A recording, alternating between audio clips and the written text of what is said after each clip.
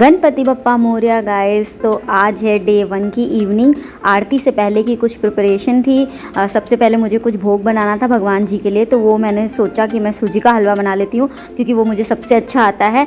तो मैंने की फटाफट से उसी की तैयारी और ये मैं बनाने लग गई थी। और बनाते बनाते मुझे याद आया कि मेरा किचन कितना मैसी हो रखा था, क्योंकि कल था तीज और उसके बाद सब थोड़ा सा लो फील करते हैं फास्टिंग वगैरह के बाद, तो वही सब मैसी हो रखा था। फिर मैंने सोचा कि चलो पूजा करने के बाद फिर सारा कुछ समेट लेते हैं। तो भोग बनाने के बाद फिर यहाँ आई, मैंने भगवान जी की कुछ साफ़ सफाई थी वो मैंने करी और माला वगैरह चेंज करने के बाद नई माला पहनाई। फिर हमने आरती करी थी और आरती करने के बाद हमने उनको रात के डिनर वाला जो भी था वो भोग लगाया। इसी तरह हमने फर्स्ट डे उनके साथ स्पेंड किया। तो ये है मेरे गणपति बप्पा और आज डे 2 है और मैंने डे 2 स्टार्ट हो गया था। तो सुबह से सारा कुछ करने के बाद, साफ़ सफाई करने के बाद हमने उनकी कर ली थी फटाफट से मॉर्निंग वाली आरती। उसके बाद दिन भर में बहुत सारा काम था, वो सब करने के बाद सीधा शाम को मैं शूट कर रही हूँ, क्योंकि जब गणपति बप्पा जी होते हैं ना तो फिर दिन में आप बहुत सारा काम करते हैं बट हर चीज़ शूट नहीं कर पाते। और मेरे साथ ये फर्स्ट टाइम है क्योंकि मैं अभी नई व्लॉग्स बना रही हूँ, नई हूँ इस फील्ड में, तो थोड़ा प्रॉब्लम होता है। थोड़ा प्रॉब्लम क्या होता है, बस मुझे याद नहीं रहता कि कब क्या शूट करना, वो अचानक से दिमाग में आ जाता है कि हाँ ये भी शूट कर लेते हैं। तो ये सारा कुछ बस जोड़ के सारा ऐड करके छोटी छोटी क्लिप्स मैंने एक पूरा व्लॉग बना लिया है।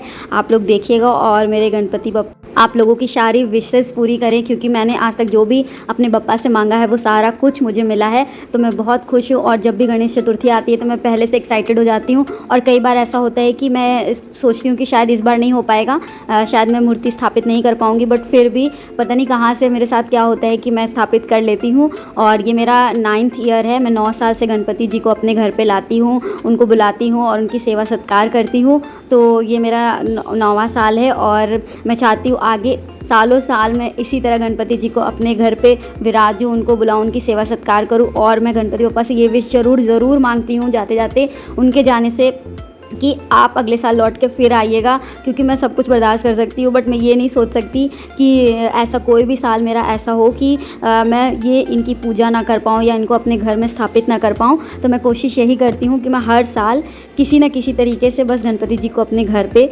विराजूँ, उनकी पूजा करूँ, उनकी सेवा करूँ।